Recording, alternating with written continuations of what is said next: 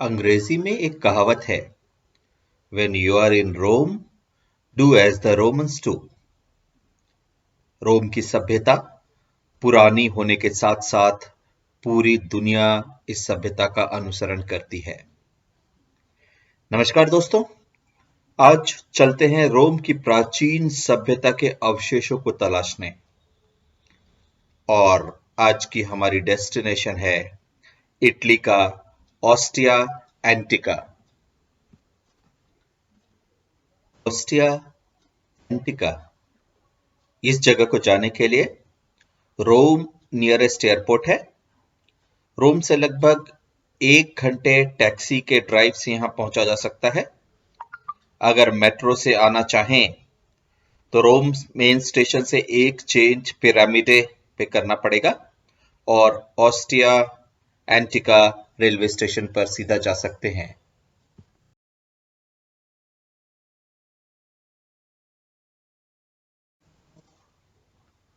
Ostia एंटिका रोम से लगभग 25 kilometre south west में है और रिवर टाइबर के मुहाने पर ये पूरा आर्कियोलॉजिकल स्ट्रक्चर स्थित है।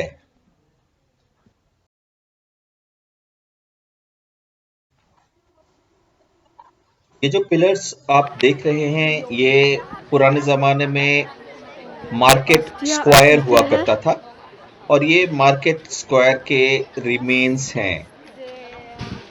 इसकी भव्यता को देखकर ऐसा लगता है कि लगभग 6000 लोग एक साथ यहाँ पर खरीद फरोख्त का काम कर सकते थे और इतने बड़े मार्केट प्लेस होने के कारण ये इस शहर की बहुत ही मेन पॉइंट पर था, इस शहर के बिल्कुल ही सेंटर पर था।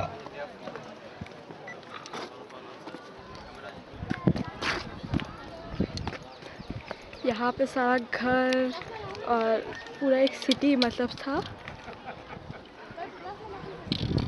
बहुत पुराना है, इसलिए अभी जो बचा हुआ है यही सब है। इस शहर को 620 बीसी में एस्टैब्लिश किया गया था और लोगों ने इस शहर को लगभग 9th सेंचुरी एडी में त्याग दिया था। ऐसा माना जाता है कि व्यापार में कमी हो जाने के कारण रोम की इकोनॉमिक स्थिति बहुत ज्यादा खराब हो गई थी, जिसके कारण इस शहर को त्याग दिया गया और यह खंडहरों में धीरे धीरे तब्दील हो गया।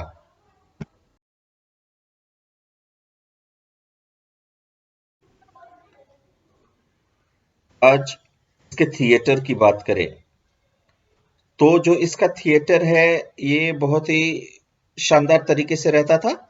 लोग बहुत ज्यादा पब्लिक लाइफ में इस थिएटर में आकर के एंटरटेनमेंट के प्रोग्राम्स भी देखा करते थे और पब्लिक मीटिंग का ये एक इम्पोर्टेंट प्लेस था।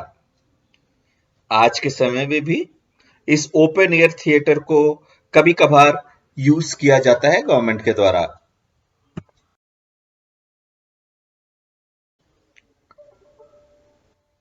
बात करते हैं यहाँ मिलने वाले मूर्तियों की।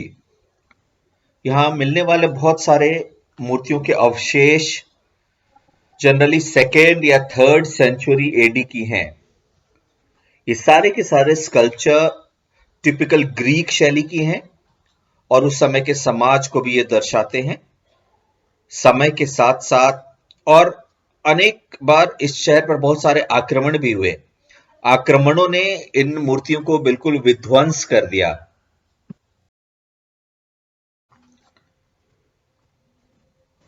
अब बात करते हैं इंसुले ऑफ ऑस्टिया, मतलब ऑस्टिया एंटिका के टाउनशिप के बारे में।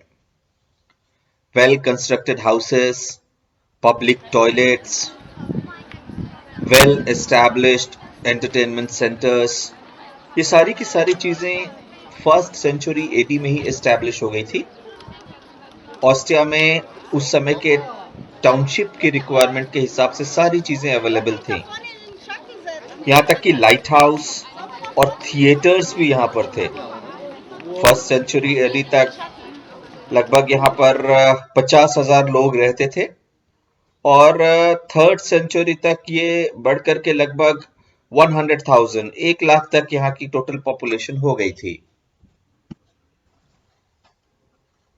यहाँ की फोर्ट्स और हाउसेस की अगर बात करें तो इस जगह को देख करके आर्कियोलॉजिस्ट ऐसा मानते हैं कि इनके रहने का पूरा इंतजाम फोर्ट में और उनके हाउसेस में था। जरूरत की हर चीजें जैसे प्रार्थना करने की जगह और बिजनेस करने की, एंटरटेनमेंट की, सारी जगहों को ध्यान में रख करके बनाया गया था। बहुत इंपॉर्टेंट चीज है कि उस समय भी पब्लिक टॉयलेट्स या मास में टॉयलेट्स थे जिसके रिमेन्स आज भी ऑस्ट्रिया एंटिका में है। ये हाउसेस रोम की फर्स्ट कॉलोनीज थी और ऐसा माना जाता है कि फर्स्ट कॉलोनीज रोम सिटी के अलावा ये फर्स्ट कॉलोनीज में से एक थी। और कथाओं के अनुसार रोम में एक जो राजा हुए थे जो उस वक्त उस पर शासन किया करते थे, चौथे राजा थे इनके एनाकस मैरिकस। एनाकस मैरिकस ने यहाँ पर नई कॉलोनी और भी बसाई, कॉलोनी का एक्सटेंशन किया और यहाँ पर एक पोर्ट बनवाया। ओस्ट शब्द का अर्थ है माउथ और टिया एब्रीविएटेड है या इंडिकेटिव है टाइबर रिवर का, और ऑस्ट्रिया का मतलब हुआ टाइबर रिवर के माउथ पर अवेलेबल एक प्लेस। तो ऑस्ट्रिया टाइबर रिवर के मुहाने पर था और लगभग 620 बीसी में यह सॉल्ट के बिजनेस का एक महत्वपूर्ण केंद्र था और उस समय के बिजनेस की बहुत इंपॉर्टेंट कमोडिटी सॉल्ट हुआ करती थी। सॉल्ट का प्रयोग उस समय मीट को प्रिजर्व करने के लिए सबसे ज्यादा किया जाता था। लगभग 400 बीसी में इस जगह पर रोम शहर वालों ने अपना कब्जा कर लिया और बाद में इसे एक नेवल बेस बना दिया गया था। और लगभग 150 एडी तक रोमन्स ने यहाँ फर्दर कंस्ट्रक्शन किया, इसमें एकोमोडेशंस बनाए, एक फोर्ट का भी इसको एक शेप दे दिया क्योंकि रोमन कल्चर का, रोमन एम्पायर का ये बहुत ही इंपॉर्टेंट बिजनेस सेंटर था। कुल मिलाकर देखें तो अगर आपको पुरानी सभ्यताओं को खोज करने में, पुरानी सभ्यताओं को समझने में अगर इंटरेस्ट हो तो ऑस्ट्रिया एंटिका एक इंपॉर्टेंट प्लेस आपके लिए हो सकता है। यूरोप का ट्रिप बने, रोम आए तो रोम से एक दिन का ट्रिप ऑस्ट्रिया बनाया जा सकता है।